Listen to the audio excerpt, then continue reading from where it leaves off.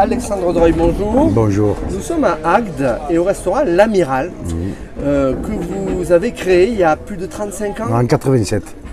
Et dans la chronique culinaire avec Christophe qui est juste à côté, qu'on ne montrera pas par des sens, Christophe, mais qui m'a fait découvrir votre parcours et j'avais envie de parler de votre famille, de votre grand-père, votre père qui s'est illustré dans la Résistance.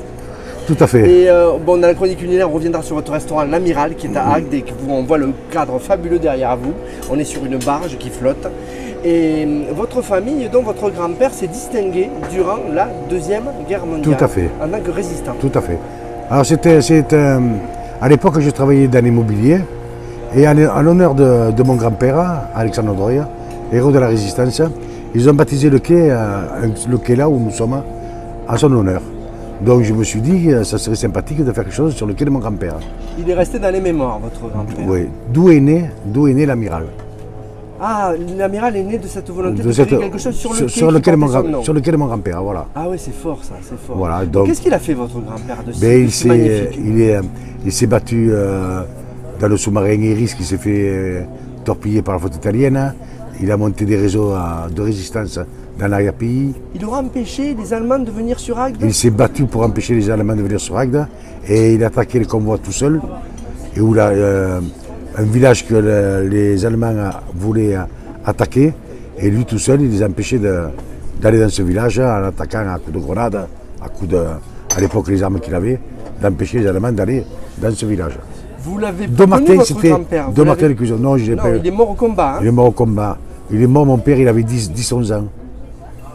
Qu'est-ce que ça vous laisse, cette vie héroïque? Déjà, c'est une fierté. Ouais. Donc, déjà, je suis aussi fier de mon père.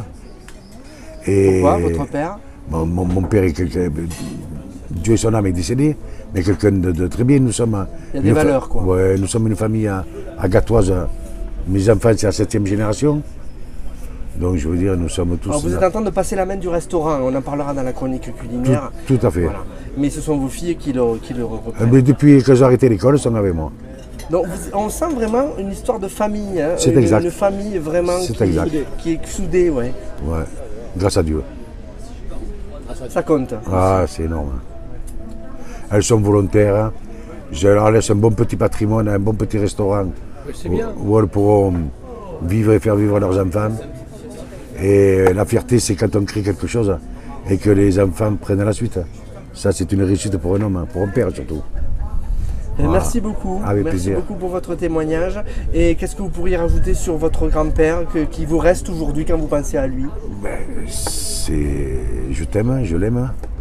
Et je suis fier d'avoir créé quelque chose sur son quai. Et fier que mes petits-enfants vont travailler. Fier qu'ils restent dans les mémoires de tous les agatois. Qui travaillent sur le quai de leur grand-père. Merci beaucoup. Arrière-grand-père.